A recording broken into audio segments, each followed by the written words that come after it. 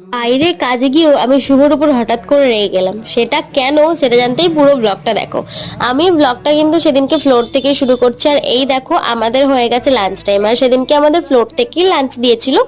But আমি যেহেতু বিরিয়ানিটা খাই না, তাই আমি ওটা নিয়ে আমি বাড়ির থেকে খাবার নিয়ে গেছিলাম। দেখো আমার কাজ কমপ্লিট, আর এখন আমি শুভর উপর রেগে গেছি, কারণ শুভ বেশ কিছুক্ষণের জন্য আমাকে না বলে কোথায় একটা চলে গেছিলো। আমার খুব ভয় লাগছিল, টেনশন হচ্ছিল, আমার কাছে ইভেন ফোনও ছিল না, ওর কাছেই ফোন ছিল। তারপরে দেখো এই যে আমাদের কাজ অলমোস্ট হচ্ছে, মানে আমার কাজ অনেকক্ষণ আগে শেষ হয়ে গেছে। এগুলো হচ্ছে আরো অন্যান্য মেকআপ আর্টিস্ট, তাদেরই টুকটাক কিছু চেঞ্জেস হবে, কিছু হেল্প দরকার, তারা বুঝতে পারছিল না, সেগুলো আমি ঠিক করে দিচ্ছিলাম।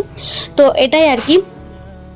দেখতেই পাচ্ছ তোমরা, কাজ করে যাবে, সবকিছু ঠিকঠাক হচ্ছে। একটা পারফেক্ট ফটোর জন্য কিন্তু অনেক অনেক দিক খেয়াল রাখতে হয়, অনেক কিছু করতে হয়। তো আমরা যারা এই প্রফেশনে আছি আমরা সেগুলো ভালো করে জানি, এবং আমি অনেকটা শিখছি আস্তে আস্তে। তো চলো, আমাদের কাজ শেষ, এবার আমরা বাড়ি চলে এলাম।